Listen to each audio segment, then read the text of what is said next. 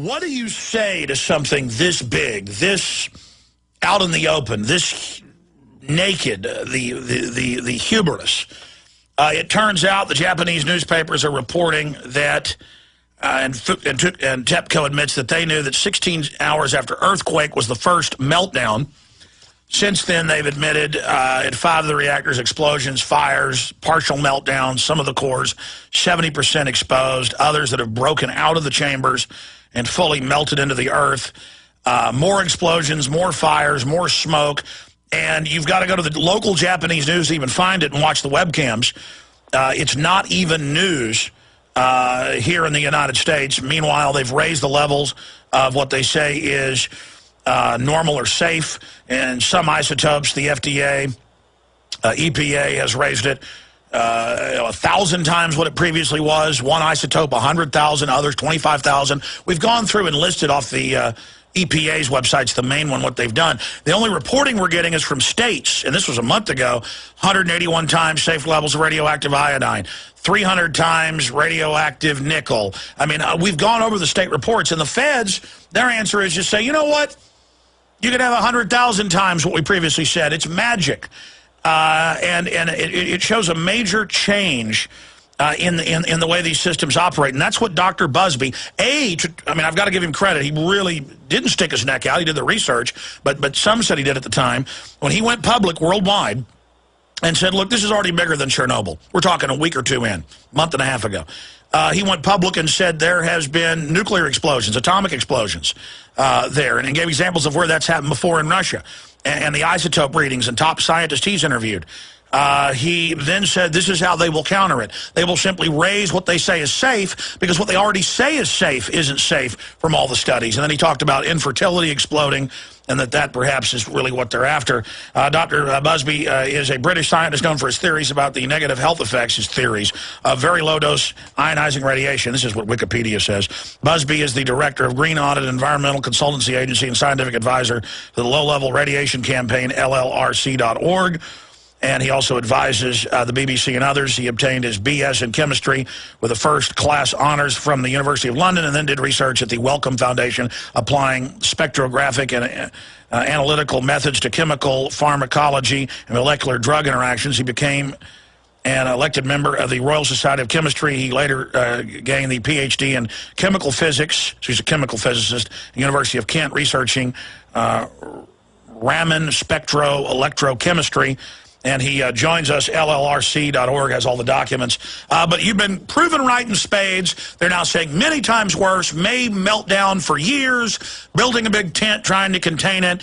But it's not even, and you predicted what they would do, raising what they say is safe, even though their head scientist quit, the advisor to the president and prime minister, and said they're telling kids 12 miles away to keep living there. And but Dr. Busby, there's the intro preface. You've been absolutely right. So break it down and tell us where we're going. I mean, next they may say uranium should be an additive in cereal to fortify children's bones. Oh dear, it's all quite bizarre, I agree with you. Well, of course, it's, as you say, reactor 1 melted down, and this is now accepted, and it had melted down on day 2.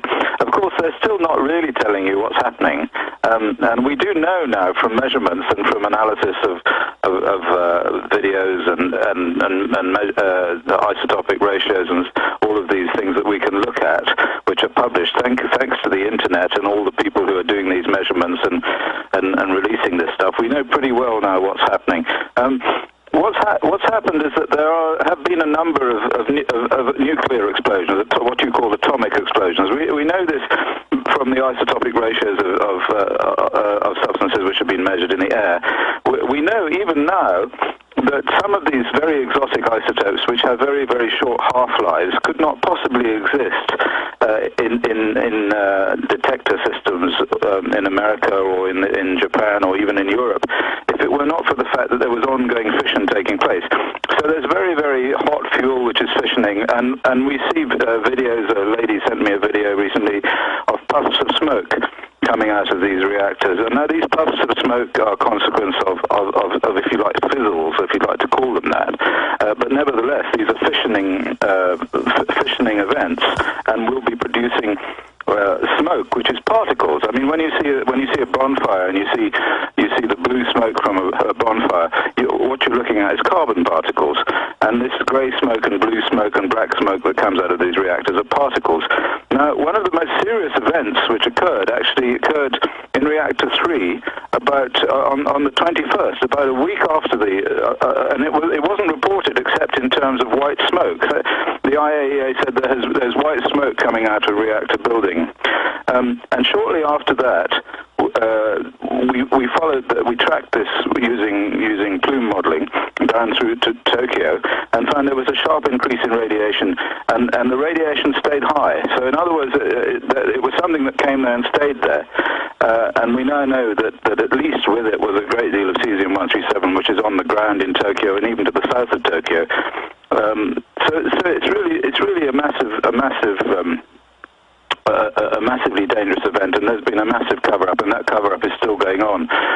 These particles are traveling all around the globe. They've certainly been picked up in Europe, and they will contain alpha-emitting particles, uranium and plutonium, and all the fission products associated with those, connected with those particles. And not everyone will get hit by one, but if you inhale one, you're a dead duck, according to the nuclear physicist and radiation doctors, scientists we've had on, that you absorb one of these with uranium or plutonium and say into your lungs, lung cancer is coming within a few years to a decade. It's just incredible, and it's not even in the news now, but the states that are studying milk in Vermont and on the east coast of the U.S. and in other states over a month ago picked up all sorts of deadly isotopes, but everybody's just frolicking around, dancing, and saying everything's fine.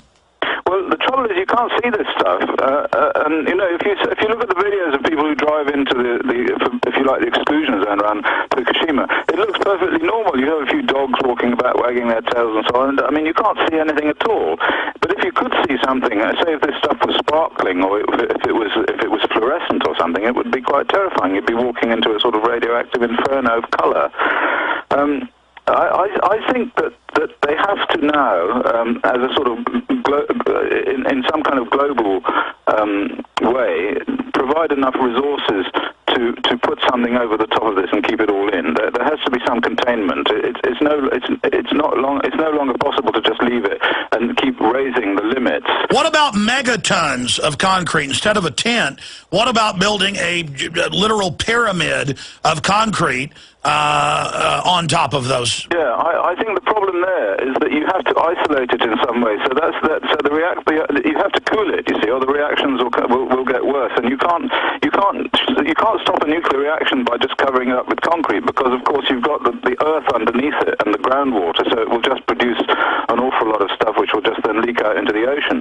So my feeling is that they have to provide some kind of enclosure over the top of it and continue to cool it, and then also they can camp shed. They can put some sort of controlling caissons down around it, and to sort of limit the ability of this stuff to get out. But as they admit, it's so radioactive, they keep pulling the people out, and now it's very secretive. They're restricting media, and so we have no idea even really what they're doing.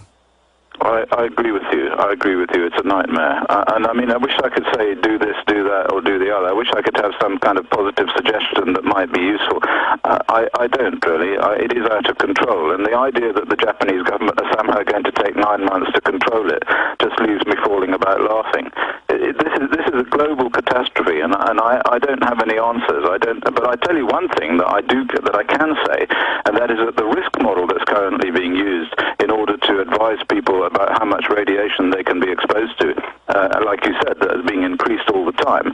That is completely wrong. That these people are going to suffer horribly as a result of their exposures, and if they don't get away from where they are now, at least outside the 200-kilometer zone, and certainly other parts of the country where this stuff has appeared sporadically, because that's how it works. It's a bit of a patchy business. We found it south of Tokyo, incidentally. Then there are going to be an awful lot of deaths, and I think that it's criminally irresponsible of these people to just bolster up the continued idea to have a nuclear future at the expense of the lives of these people. Well, that was my next point. That was my next point, and then I want to get into the model, because that's the big hoax and cover-up here. But just a month or so ago, it was like, oh, they're going to cancel the reactors, the new ones in the U.S. Oh, we're going to look at these dangerous designs. And now it's almost like, well, that's over with. See, it's not a big deal when they blow up. Let's build more. It's kind of fun to have one blow up in your country. George Monbiot, using psychological warfare, says it's liberal and good. This makes me want it. And people say, well, that sounds crazy. No, they realize that a lot of the public now just goes off how you act. So if you dance around and say, I have cyanide pills, people will line up and take them. I think you're absolutely right. I think there is some kind of magical process taking place here, where akin to the emperor's new clothes, if you recall, they're presenting something which is balmy, and people are swallowing it merely because it's being presented again and again and again and again like some sort of cracked record. And of course, they're not telling us the truth about these materials that are coming out, and they're not even releasing the results of measurements in Europe anymore. We're having to use Freedom of Information Act and questions in Parliament to try and get out the data to see what's happening over here, or even make the measurements ourselves. It's a cover-up. It's a scary business. It's a scary business. But I mean, it's not the only cover-up. I mean, the world at the moment is in a very bizarre state altogether, not just from the point of view of Fukushima. No, we've now had leaks in Canada and in the U.S., and now because of Fukushima, it's not even an event. And they say, yeah, we released all this radiation in the lake. Keep eating the fish. It's fine. It's almost like it's gotten to the point now where it's passé, and I mean, society's really gotten in a trance-like state. Dr. Busby, break down the models, because as you said a month and a half ago here, you said the model of what they say is safe isn't safe, but you watch, they'll raise the levels. And so even if we go by their old model that, okay, this is a safe level, how can they then get away with saying, well, now we're going to raise what is safe? I mean, that is just on its face utterly asinine, but they're doing it. Well, this is how they do it. The model is based, that they use, is based on external radiation, microsieverts per hour, if you like, or overall dose. So you know, if you have like 10 hours, it's 10 microsieverts.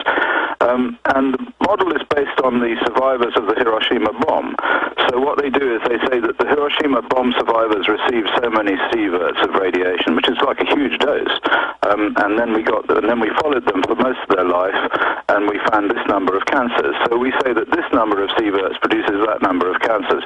The problem is that that's an external radiation model, and it's okay for external radiation, probably. Actually, probably isn't, but anyway, it's roughly right. And if it weren't right, then people who had X-rays in hospitals or people living in high background regions of the world suffering external radiation would have much higher levels of cancer than they do. So we don't have a problem with that. The problem is this, that for internal radionuclides, for these particles that we're talking about, the amount of dose that you get to certain parts of your body and not other parts, so in other words, it's what we call anisotropic. So it produces a huge dose at one point, but no dose somewhere else. It's a bit like sitting in front of a fire and warming yourself and getting a dose. Dose is defined in terms of energy per unit mass, so joules per kilogram. Or else you get the same amount of energy per unit mass by reaching into the fire and picking out a hot coal and eating it. And this is the error that's been built into this model that they're using, because it doesn't deal with the fact that internal radionuclides can either come in the form of particles and produce huge doses at the point where the particle is and no dose somewhere else, or else they can actually bind to DNA. And there are a number of these molecules, a number of these atoms like strontium and uranium, plutonium, which actually have a very high affinity for DNA. So when they come into your body, when you inhale them and they get into the bloodstream, through the lungs, through the lymphatic system, what they do is they bind to the DNA in the cells, and so they deliver all their energy directly to the DNA, you see. And so that's like targeting it. It's like targeting the very organ or organelle or system. Well, that's like saying the origin of the cancer. Absolutely, and that's exactly what Dr. Doug Rockey, who was the head of the Pentagon's radiation study program with DU, explains, is that it's the inhaling of it, and then it just sits there at point-blank range for the rest of your life, frying the cells around it, and you get a cancer right there. And they're just saying, it's fine, it's wonderful, 100,000 times levels better.